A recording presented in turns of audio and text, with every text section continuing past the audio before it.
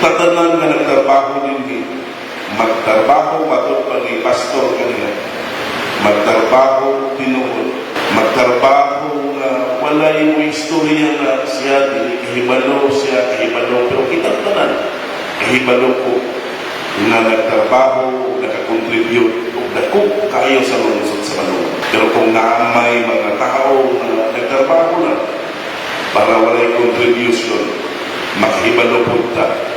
Kung maabot na ang panahon na muhawa mo sa munisipyo, siguro makaingon po mo na nagmakay ko kay katong na tagal kong tsansa na nagtrabaho ko sa Manungon, wala na akong ihatag tanan para makaservisyo sa katawan sa Manungon. Sa akong magkakonsyal, kabalo-kabalo ang kung kaway maghibong ordinansa, tagal po ordinansa na ang pinaka-dako na akong achievement na market ko, ako ang naghimuan. Ako po'y naghimo sa ordinansa na bahino ng upat ka district ang Manungon kaya sa una north o south naman ang district. So ginugangan ako upat ka district.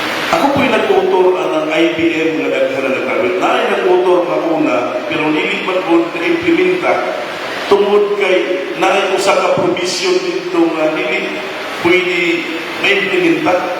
Because naigibutan dito nga ang IBM sa Manungon during the time is intended only to poor but deserving student nga adunay grado nga dili mo ubos 85. So during the time of Mayor Bongbong Constantino in year 2007, bago siya na mayor, akong i-repeal ang malaot. May gusto sa mayor nga pahala lang 80 lang ang grado pwede na dawaton sa IBM, and that is the beginning of the scholar ng bayan ng Manungon. And today, if you will look at daghan na kay linibo na ang nakagraduate sa Manungon.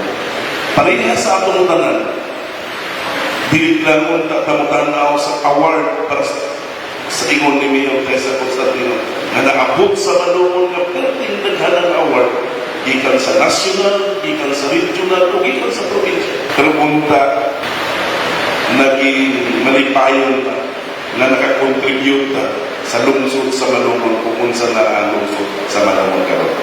Gusto niya ipaabot sa inyo ang ipagpasalamat kung unta kitantanan magtrabaho karon si manaha nga serbisyo sa ato ang katawhan nga adunay kalipay sa kasing-kasing.